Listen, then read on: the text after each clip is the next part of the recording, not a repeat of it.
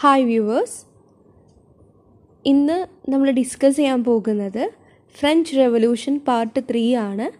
കഴിഞ്ഞ ക്ലാസ്സുകളിൽ നമ്മൾ ഫ്രഞ്ച് റെവല്യൂഷൻ പാർട്ട് 1ഉം പാർട്ട് 2ഉം ഡിസ്കസ് ചെയ്തു. ഇനി അതിൻ്റെ തന്നെ ലാസ്റ്റ് ഭാഗമാണ് നമ്മളിന്ന് ഡിസ്കസ് ചെയ്യാനായിട്ട് പോകുന്നത്. Okay, French revolution part 3. From France to other nations, അതായത് ഫ്രാൻസിൽ നിന്ന് മറ്റുള്ള നേഷനിലേക്ക് എന്നതാണ് ഈ ഒരു പാഠഭാഗത്തിലൂടെ പറയുന്നത്. When France sneezes the rest of Europe catches cold, അതായത് എന്താണ്, ഫ്രാൻസ് ഒന്ന് തുമ്മിയാൽ യൂറോപ്പിനാകെ ജലദോഷം പിടിക്കും എന്നതാണ് ഈ ഒരു വരിയിലൂടെ പറയുന്നത്. അതായത് ഫ്രാൻസിൽ എന്തെങ്കിലും ഒരു ചെറിയ ചേഞ്ചസ് വന്നു കഴിഞ്ഞാൽ, അല്ലെങ്കിൽ എന്തെങ്കിലും ഒരു മാറ്റം വന്നു കഴിഞ്ഞാൽ മറ്റുള്ള യൂറോപ്പിനാകെ തന്നെ അതിൻ്റെ ഒരു ആഫ്റ്റർ എഫക്റ്റ് ഉണ്ടാവും എന്നാണ് ഈ ഒരു വരിയിലൂടെ പറയുന്നത്. This is the remark made by Metternich in the Austrian chancellor on the impact of French revolution, അതായത് ഫ്രഞ്ച് റെവല്യൂഷൻ്റെ സ്വാധീനത്തെക്കുറിച്ച് ഓസ്ട്രിയൻ ഭരണാധികാരിയായിട്ടുള്ള മെറ്റർനിക് പറഞ്ഞ അഭിപ്രായമാണ് നമ്മൾ ഈ ഒരു വരികളിലൂടെ കണ്ടത്.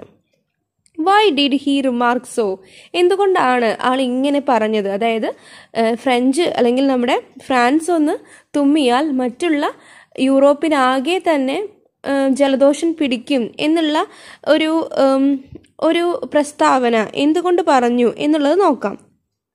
Observe the chart below that describes the impact of French revolution. അപ്പോൾ താഴെ അടുത്ത സ്ലൈഡിൽ നിങ്ങൾ കാണുന്ന ഈ ഒരു ചാർട്ടിലൂടെ നമുക്ക് മനസ്സിലാവും എന്തുകൊണ്ടാണ് ഈ ഒരു മെറ്റർനിച്ച് ഇങ്ങനെയുള്ളൊരു പ്രസ്താവന പറഞ്ഞത് എന്തുകൊണ്ടായിരിക്കാമെന്ന് നമുക്ക് നോക്കാം.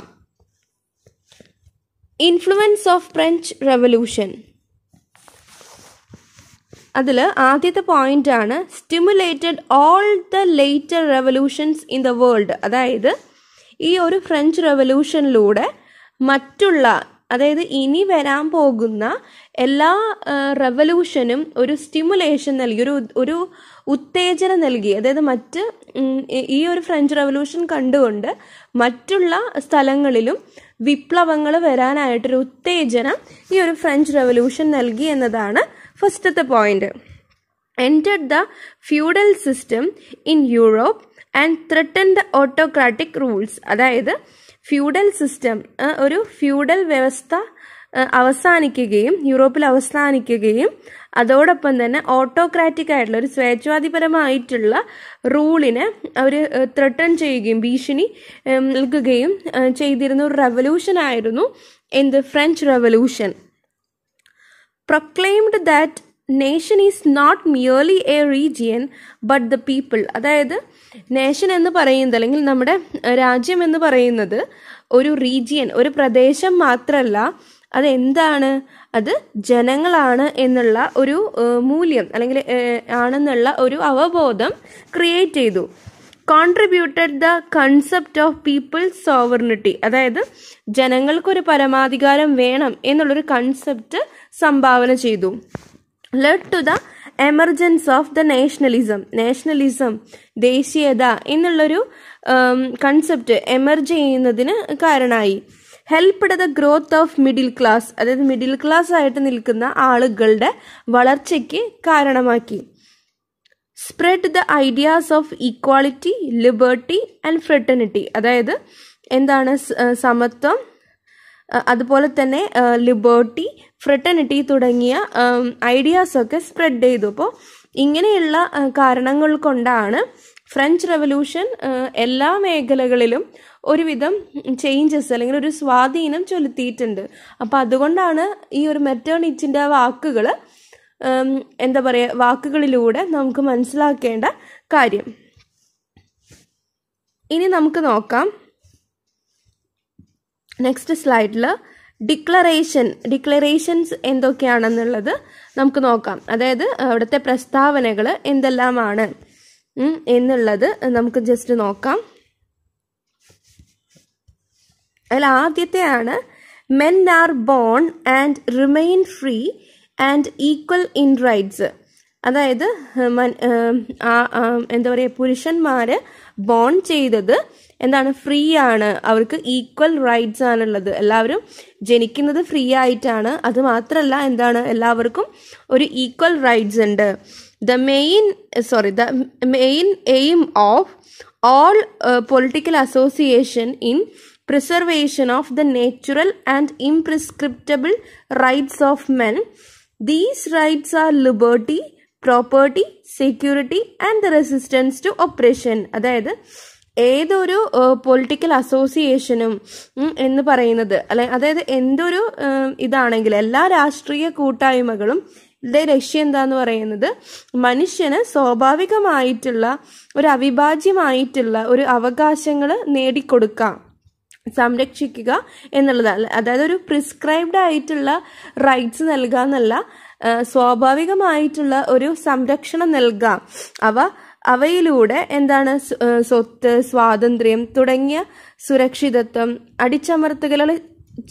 അടിച്ചമർത്തലുകളെ ചെറുക്കൽ എന്നിവയ്ക്കുള്ള അവകാശങ്ങളാണ് പ്രധാനമായിട്ട് നൽകേണ്ടത്. അതായത് ഈ മനുഷ്യന് എന്തുണ്ടാവണം, എല്ലാ തരത്തിലുള്ള റൈറ്റ്സുകളും കൊടുക്കണം എന്നുള്ളതാണ് പറയുന്നത്. പിന്നെ പറയുന്നത് the principle of all sovereignty resides essentially in the nation. അതായത് നേഷനുള്ളിൽ തന്നെ അല്ലെങ്കിൽ നേഷനിൽ എന്ത് വേണം, ഒരു സോവറിനിറ്റി, അവിടെയുള്ള ആളുകൾക്ക് അല്ലെങ്കിൽ അവിടെയുള്ള റിസൈഡ് ചെയ്യുന്ന എല്ലാവർക്കും എന്ത് നൽകണം, ഒരു സോവറിനിറ്റി നൽകണം. Liberty consists in the freedom to do everything which injures no one else. അതായത് ലിബർട്ടി എന്ന് ഉദ്ദേശിക്കുന്നത് ഒരാൾക്കും ഇൻജുർ സംഭവിക്കാതെ അല്ലെങ്കിൽ ഒരാളെയും ഹേർട്ട് ചെയ്യാതെ എല്ലാവർക്കും ഫ്രീഡം നൽകുക എന്നുള്ളതാണ് ലിബർട്ടി കൊണ്ട് ഉദ്ദേശിക്കുന്നത്. Law can only prohibit such actions as are hurtful to society. അപ്പോൾ ലോ എങ്ങനെയുള്ളതായിരിക്കണം, മറ്റുള്ള ആൾക്കാർക്ക് ഹേർട്ട് ആവാത്ത രീതിയിലുള്ള നിയമങ്ങളായിരിക്കണം, ആക്ഷൻസ് ആയിരിക്കണം ലോയിലൂടെ നൽകേണ്ടത് എന്നാണ് ഈ ഒരു ഇതിലൂടെ പറയുന്നത്. ഇത് ഇവരുടെ റൈറ്റ്സുമായി ബന്ധപ്പെട്ടിട്ടുള്ള ഒന്നാണ് ഈ ഒരു സ്ലൈഡിൽ പറയുന്നത്. ഓക്കെ, ഇനി ഫ്രഞ്ച് റെവല്യൂഷൻ ആൻഡ് ഇന്ത്യയും ഫ്രഞ്ച് റെവല്യൂഷനും തമ്മിലുള്ള റിലേഷൻ എന്താന്ന് നോക്കാം. The French Revolution influenced Tippu Sultan, the ruler of Mysore. മൈസൂറിന്റെ റൂളർ ആയിട്ടുള്ള ടിപ്പു സുൽത്താനെ ഇൻഫ്ലുവൻസ് ചെയ്തിട്ടുണ്ടായിരുന്നു ഈ ഫ്രഞ്ച് റെവല്യൂഷൻ എന്ന് പറയുന്നത്. He treated the alliance with the French as a strategy to fight against the British rule in India. അപ്പോൾ ഇദ്ദേഹം ഫ്രഞ്ചുമായിട്ടൊരു alliance, ഒരു ബന്ധം കൊണ്ടുവരികയും ഈ ഒരു ബ്രിട്ടീഷ് റൂള് ഇന്ത്യയിൽ നിന്ന് പോവാനായിട്ട് അല്ലെങ്കിൽ ബ്രിട്ടീഷ് റൂളിനെതിരായിട്ട് വർക്ക് ചെയ്യുന്നതിന് വേണ്ടിയിട്ട് അദ്ദേഹം ഒരു അലയൻസ് ഒക്കെ ഫ്രഞ്ചുമായിട്ട് വെച്ചിരുന്നു.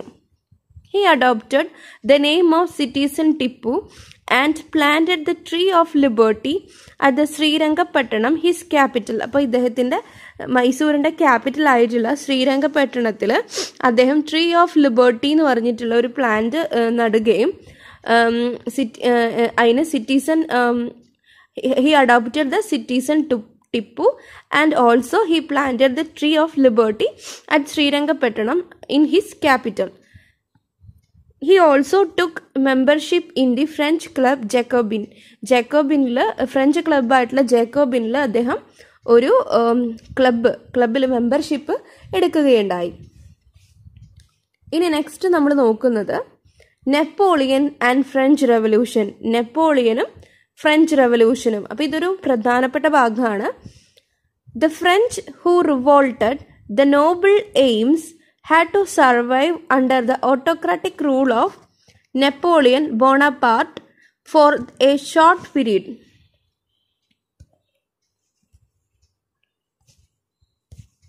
അതായത് മഹത്തായ ലക്ഷ്യങ്ങൾക്കായിട്ട് വിപ്ലവം നടത്തിയ ഫ്രഞ്ച് ജനതയ്ക്ക് കുറച്ചു കാലം ഓട്ടോക്രാറ്റിക് റൂളറായിട്ടുള്ള നെപ്പോളിയൻ ബോണാപാർട്ടിൻ്റെ ഒരു ഏകാധിപത്യ ഭരണത്തിൽ കീഴിൽ കഴിയേണ്ടതായിട്ട് വന്നിട്ടുണ്ട്. Okay, Napoleon played a crucial role in defeating the European alliance which was formed under the leadership of Britain against France in the post-revolution period. അതായത് റെവല്യൂഷൻ പീരീഡിന് ശേഷം ബ്രിട്ടീഷുകാർ എന്തുണ്ടാക്കി, അവർ ഒരു യൂറോപ്യൻ അലയൻസ് തന്നെ അവർ ക്രിയേറ്റ് ചെയ്തിരുന്നു ഈ ഒരു ഫ്രാൻസിന് അഗെയിനിസ്റ്റ് ആയിട്ട്. പക്ഷെ ഈ ഒരു യൂറോപ്യൻ അലയൻസ് ഡിഫീറ്റ് ചെയ്തുകൊണ്ടാണ് നെപ്പോളിയൻ ഈ ഒരു ഫ്രഞ്ചിൻ്റെ ഇതിൽ ഒരു ഇമ്പോർട്ടൻറ്റ് പാർട്ട് വഹിച്ചത്. അപ്പോൾ Napoleon played a crucial role in defeating the European alliance. European അലയൻസിനെ ഡിഫീറ്റ് ചെയ്യുകയും, അതായത് ഫ്രാൻസിന് അഗെയിനിസ്റ്റ് ആയിട്ട് ബ്രിട്ടൻകാർ ഒരു യൂറോപ്യൻ അലയൻസ് കൊണ്ടുവന്നിരുന്നു. അപ്പോൾ ഇതിനെ ഡിഫീറ്റ് ചെയ്തുകൊണ്ടാണ് ഈ ഒരു ഫ്രഞ്ച് റെവല്യൂഷൻ്റെ അല്ലെങ്കിൽ ഫ്രാൻസിൻ്റെ ഇതിലേക്കൊരു ഇമ്പോർട്ടൻറ്റ് റോള് നെപ്പോളിയൻ വഹിച്ചത്. He ceased the power in France 1799.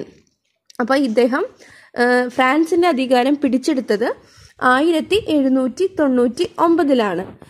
Though an autocratic, he instituted several reforms in France. അപ്പോൾ ഇദ്ദേഹം ഒരു സ്വേച്ഛാധിപതിയാണെങ്കിലും എന്ത് ചെയ്തു, ഇദ്ദേഹം കുറച്ച് റിഫോംസ് നമ്മുടെ ഫ്രാൻസിൽ കൊണ്ടുവന്നു.